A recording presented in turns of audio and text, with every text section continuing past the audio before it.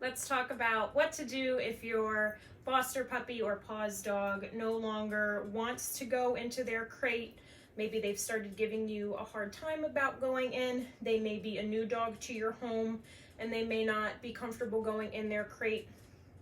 So we'll start from the beginning with crate games. If you have a very young foster puppy, say you just brought home an 8-week-old puppy, this is a great thing that you can do. This works for any age of dog. Now, if you have a paws dog or any dog that suddenly starts showing signs that they don't want to go in their crate or that they are stressed in their crate, for example, they are drooling a lot, there could be any number of reasons for why that may have started. It may be that they're new to your home. If they're not new to your home, it could be that something scary happened while you were away and they were in their crate, like a really loud noise outside or a power surge or something like that. And so whatever the reason may be will affect how quickly this process works, but the basis is the same for all dogs. So what I'll do is I've got some good treats. I'm going to show my dog that I've got nice treats. And I'll start by putting the treats close to the opening of the crate. Depending on how worried the dog is about the crate, they may not want to go very close to it, and this may be a very slow process, and this may be the only thing that I do for today.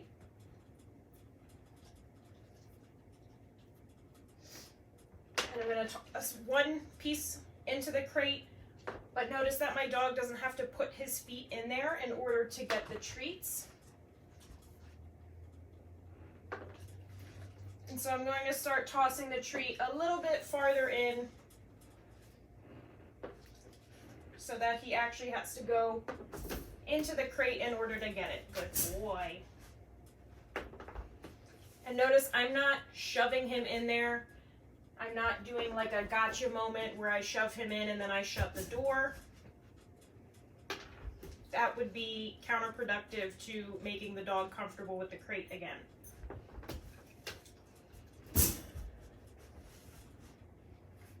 I can throw more than one piece in there.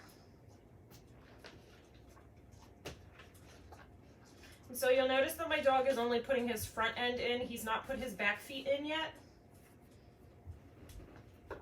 He had a couple unhappy moments where he had to come to work with me and I left him in a crate and he was not happy about it.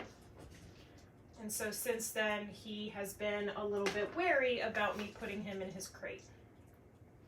But he managed to just go in on his own after me throwing some treats, and now he's staying there and he's hanging out. And I'm still tossing him treats, but notice that I haven't shut the door.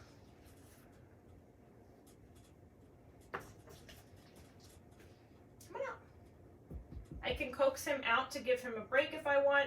If he's not taking a break on his own, I can encourage him to take a break by throwing a treat out of the crate. And this would be session 1. I would do this for a couple minutes and then that would be it for a little bit, and then I could do this again later on in the day. But I'm going to speed through this a little bit so that you can see a more full process. I'm going to throw the treat all the way in. What a good dog. Yes, good boy. I'm going to shut the door briefly. Yes. I say yes. I open the door, I give him another treat. So this is what I want to do to get the dog used to going in and out of the crate. When you go in the crate, you get treats. I'm going to shut the door for just a moment. I play with the latch. Wow, what a good boy. And then you get another treat.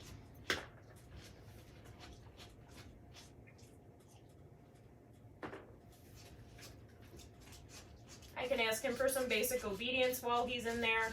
If I have a young dog that doesn't know their commands fully yet, then I can use a lure. So I can use a lure for down. What a good boy. I can shut the door.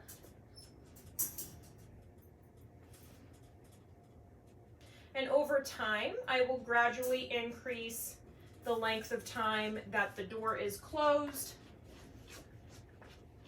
I can sit here and read a book. I can sit here and do something on my phone or play on my laptop, do some work.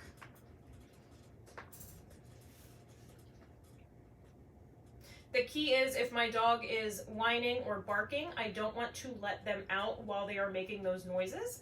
That will teach them that carrying on in such a way gets them out of the crate.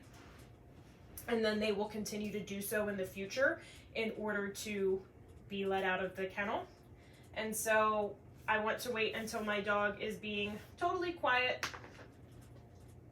And I gradually increase the amount of time that I leave my dog closed in here. So 30 seconds, a minute, 2 minutes, 3 minutes, 5 minutes, 10 minutes, whatever it is.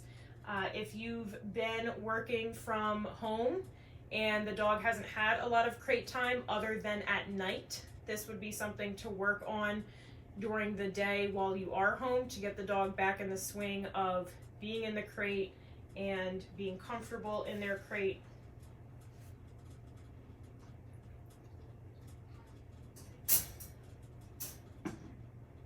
When I'm ready for my dog to come out, I can tell him free. But that's actually a good sign because that tells me that the crate is very reinforcing because I said free and he didn't come out. He wants to hang out in there for a little bit longer. That's fine. I can encourage him out with a treat if I want. Come on. Come on. Good boy. And that is a reminder on crate games.